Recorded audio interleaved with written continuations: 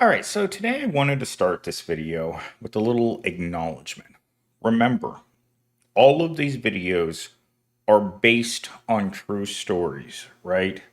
Names, locations, people, they've all been altered to protect the guilty. That's what this channel is about. Telling you what it's like to be out here, to be on the edge of losing your job, losing your home, losing everything. Because that's where most of us are. There's no job stability out there. And to believe that we're not in a recession, you'd have to be crazy. But people keep asking me, where do you work? And I just say, Evil Corp. But here's the truth, it's not a name, it's a disease. Evil Corp is every place that treats you like you're worthless. Every manager who says, we're like family, right before cutting your hours and firing you. Evil Corp is the unpaid lunch break, the mandatory overtime, the we can't give you a raise, but we'll give you more responsibility. You've worked at Evil Corp, so have I. And guess what? We never quit. We just transfer. Remember, everything that I write on this channel is generated by ChatGPT. Background, scripts, monologues, titles, all of this is generated by the AI. I just come out here and repeat it. But for those of you who don't understand, Evil Corp isn't a place. Evil Corp represents the entire system that's broken. It is the disease that we can't get rid of. It's unbridled greed that treats people like absolute garbage. The places that don't believe in raises, the places that make up excuses for why they have to get rid of people, the place that you will never escape. I've been working for Evil Corp since I was a teenager. No matter where you go, it's the same thing. There's no dignity in work. It's all humiliation every single day. You show up, you pretend to work, they pretend to pay you, and you go home. It's a deal with the devil. Every day you do the devil's tango at work. And that's what it is. So for those of you who think, oh, you should stop saying these things. I will never stop saying these things until the system corrects itself and I get to work just a normal.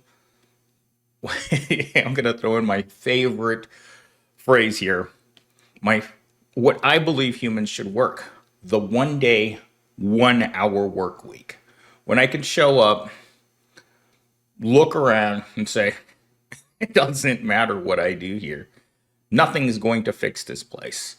There's too much corruption. There's too much money to be made. And this system will never change. But there has to be people like me out here saying these things. Because without people like me saying these things, it becomes okay. All it takes is a few good men to do nothing. And that's what's happening in our society. But I think the tides are changing in our current political environment. More people are going to have to go against this system in order for it to change. There needs to be more people that believe in a reckoning than just me. Because the corruption and the evil in our society, it needs to be called out. We can't normalize $2,000 a month paychecks in a society where rent is $2,000. You can't normalize people who live in fear of losing their jobs, of people who are on the street right now because they had a job loss and suddenly they couldn't pay the rent. That shouldn't be normal. Nowhere should that be normal. Where suddenly you find yourself sleeping in a ditch, the same ditch you're going to retire in. With that said, let's get off this topic. I just had to get this off my chest. I've been thinking about this a lot lately. And then this morning I woke up and I thought about something someone left in the comment section about why people used to have kids. Kids have always been seen as free labor. If you're a shopkeeper or a farmer or anyone that doesn't want to pay your workers, having more family means paid, unpaid labor, just like the prison system. That's why they always call you kids or boys when they throw you in prison. It's like, oh, look, let's put the boys in jail. Free labor. With that said, let's get into talking point number one. Companies use the word family not to make you feel safe, but to blur the boundaries and discourage dissent. It's a tactic to make you work harder, accept mistreatment, and feel guilty for having personal needs. Real families don't cut your hours when sales dip. Corporations do. And this is exactly what I don't understand about corporations. As soon as they're not making record profits, where do they go to make their cuts? It's not to the C-suite. It's not to the executives. It's not to the people up there. They look at the bottom. Oh, look, there's Johnny Sixpack and Susie Rottencrotch just lingering in the break room. Let's fire those people. I mean, I was working at a corporation in 2008, a large corporate office, and I remember when they started cutting. First, it was the food. The free food was the first sign that things were going badly. Then they cut travel, and then suddenly you'd look around and Susie Rottencrotch was missing. You'd look out your window and you'd see security escorting her out to her car after loyalty to the company wasn't good enough. 10 years of showing up to Evil Corp only to be asked to leave because of budget cuts. That happens every single day in this country. And I personally think it's wrong. Even if people aren't good workers, not everyone can be a good worker. No one's fit to do some of these jobs. No one wants to clean toilets. No one wants to answer phones. No one wants to work in sales. And maybe if you're particularly wicked or diabolical or nefarious, you like working in anti-human resources. But for the rest of us, we wouldn't go near those jobs with a 10-foot pole. Talking point number two. Teenagers and entry-level workers are targeted because they don't know their rights. They're sold the lie that retail builds character, when in reality it teaches obedience, burnout, and silence. Corporations praise grit, but pay you like you're disposable. Yesterday, I was reading through something while I was bored, and it said that this government wants you to be poor. They want you to have nothing.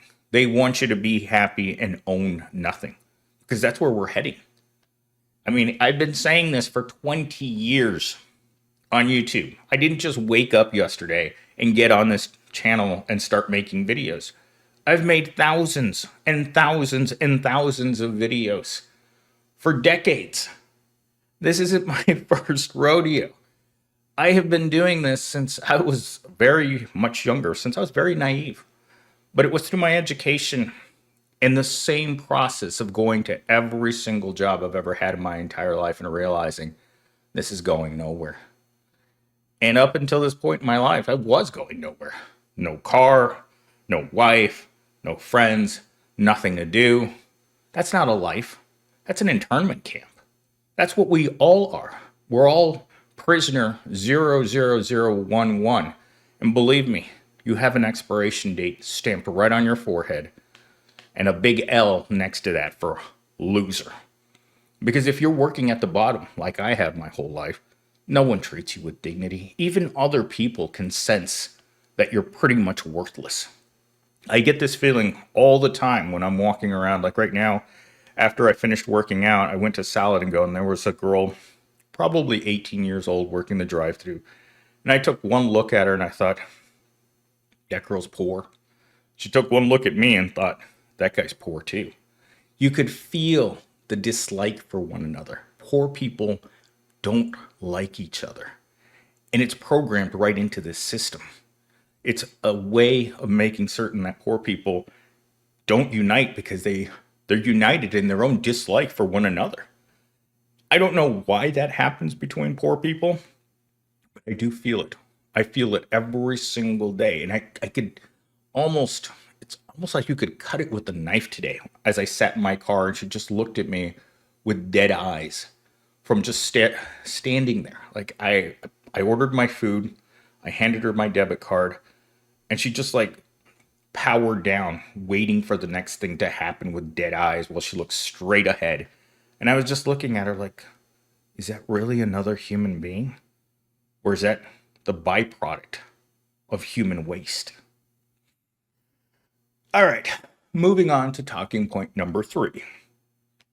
You're expected to act like a loyal child, but you're treated like a stranger the second you push back, ask for a raise, or take a sick day, or set boundaries. The second you're inconvenient, the family disowns you. It's not love, it's labor control dressed up in warm fuzzies. I felt that so many times when I worked at Insight. The turnover rate was just as horrendous as any other evil corp I've ever worked at. And the second a person grew a backbone or found a better job, you no longer exist to management. You were a fart in the wind, gone already. And I saw that repeatedly. In fact, I think I was only there 2 days when the lead team guy for one of the units that they had, because they were broken up into units based on the clients that they had. He walked up to him and he says to him, "Hey boss, got a better job. My last day's Friday." Never looked at him or spoke to him again. Instant, you're out of the family. And I've seen that nearly everywhere I've gone. Nearly every Gen Z worker that I've had has told me about these experiences where they try to put in a 2-week notice only to be told, you don't work here anymore. When I was working at the university, we hired a guy like that. They offered him they made an offer letter. And the second his other job found out that he was looking for a job, literally the same second they found out that they called to check his employment, they terminated him on the spot. He was literally on his computer when they sent the termination. They locked him out of his computer just for lacking the loyalty to Evil Corp. And now he was stuck. If he didn't get hired at this job, which again, just because they make you an offer doesn't mean they can't rescind that offer. Now you have no job. And that's a tough place to be in, especially if you have a family, especially if you have responsibility. I think one of the greatest assets of not having anything is, who cares? If you don't eat, it doesn't matter. But if your kids don't eat, that's when it matters. And that's why I don't even know how to describe a system that functions like this. They can fire you at any second of the day, but you're supposed to have loyalty to the alleged family, the corporation. There's nothing there. If these people actually cared about their workers, they'd make certain that they had enough money to eat every day, to pay their rent, to go to the doctor when they need to. It's not about that. It's about profit. Profits over people. The second that that a corporation says we are in it to put profit over people, you know it's bad. Profit over people is one of the most disgusting expressions I've ever heard in my life, because it means that you will crush anything in your way, especially your own employees, in the pursuit of profit. For profit corporations, and every one of them is that way. And to me, it's disgusting that we live in a society that focuses so heavily on profits over people. So the next time your boss says you're part of the family, ask yourself, are they feeding you, housing you, or just using your emotional attachment to dodge basic decency? Because family doesn't fire you over a late clock-in.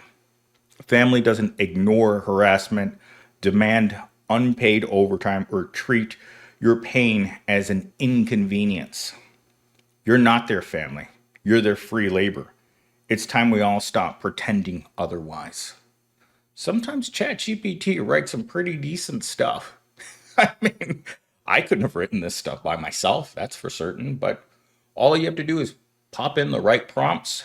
It punches out a script. I read it, generate some AI artwork, and throw it out there onto the channel.